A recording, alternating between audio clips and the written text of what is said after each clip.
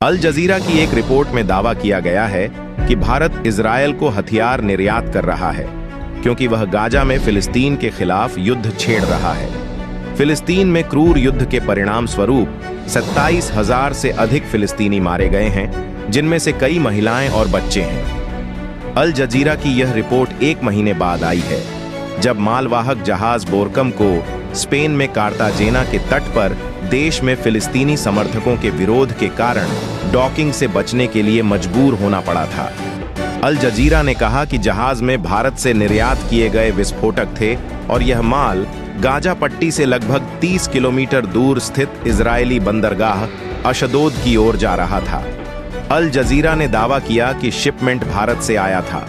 उन्होंने कहा कि उन्होंने ऐसे दस्तावेज पढ़े हैं जो साबित करते हैं कि हथियार भारत में लोड किए गए थे।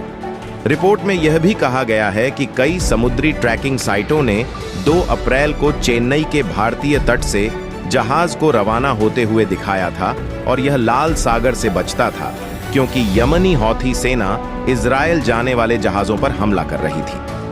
अल जजीरा ने लिखा कि दस्तावेज के एक हिस्से में कथित तौर पर कुछ पहचान कोड थे, जिनसे पता चलता था कि बोरकम में 20 टन रॉकेट इंजन, 12.5 टन विस्फोटक चार्ज वाले रॉकेट, 8,500 किलोग्राम 3,300 पाउंड विस्फोटक पदार्थ और 740 किलोग्राम 8,630 पाउंड चार्ज और तोपों के प्रणोदक थे।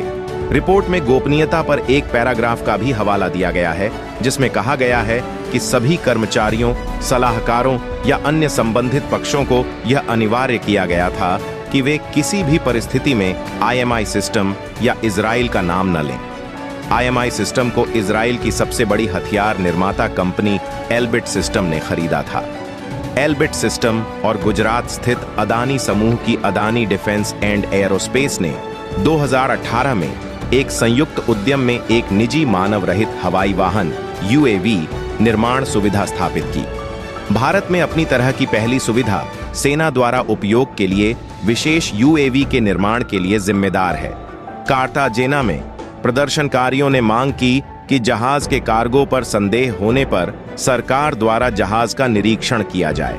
स्पेन के राष्ट्रपति पेड्रो सांचेज को भी यूरोपीय संसद के एक समूह से एक पत्र मिला, जिसमें उनसे जहाज को प्रवेश देने से मना करने का अनुरोध किया गया था।